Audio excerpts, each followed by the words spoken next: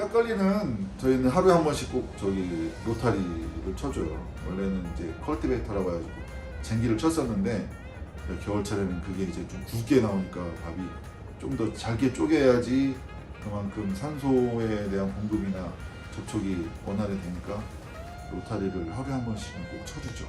로타리를 쳐주면 좋은 게 이제 좀 분변이나 그런 게 또 안으로 들어가서 몸에 묻지도 않고, 어쨌든 저희 사육방식은 이제 컴포스트 방이라고 해가지고 퇴비 위에다 키우는 거니까 그 베딩 자체를 그 컴포스트화 시킨다는 게 저는 되게 중요하다고 생각해요.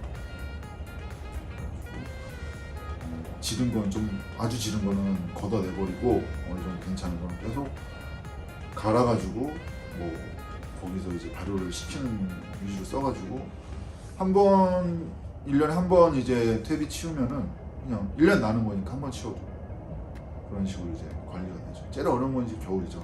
겨울에 이제 수분이 잘 마르지도 않고 그게 이제 제일 문제고, 그 외에는 뭐 문제가 없어요.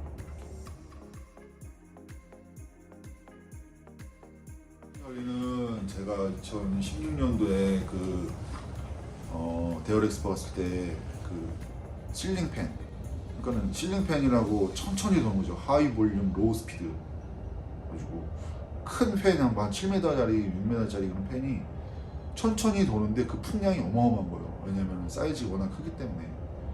그거를 그때 보고 와가지고 우리나라에 그 당시에 이제 들어와 있는지 없는지도 몰랐어요, 업체가. 근데 막 해외에다가 매일 보내서 접촉하고 그랬어요. 근데 얼토당토하는 가격을 막 부르더라고. 한 대에 막 1,000만 원씩 부르더라고요.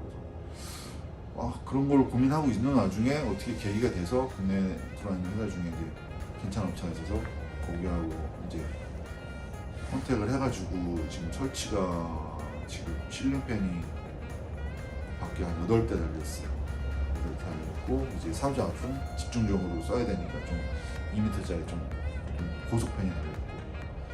근데 다른 목장, 그러니까 저희 목장 질 때 다른 목장 그 친구 같이 졌는데 1년 딱 지나서 보니까 그 지붕이 그 목장이 까맣게 됐어요. 근데 우리 목장은 아직 하얘요.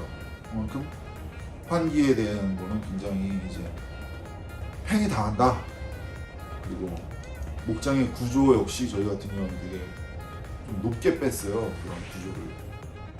그리고 배치도 우리는 여기 남향이거든요. 남향으로 져야 되거든요, 목장은. 남향.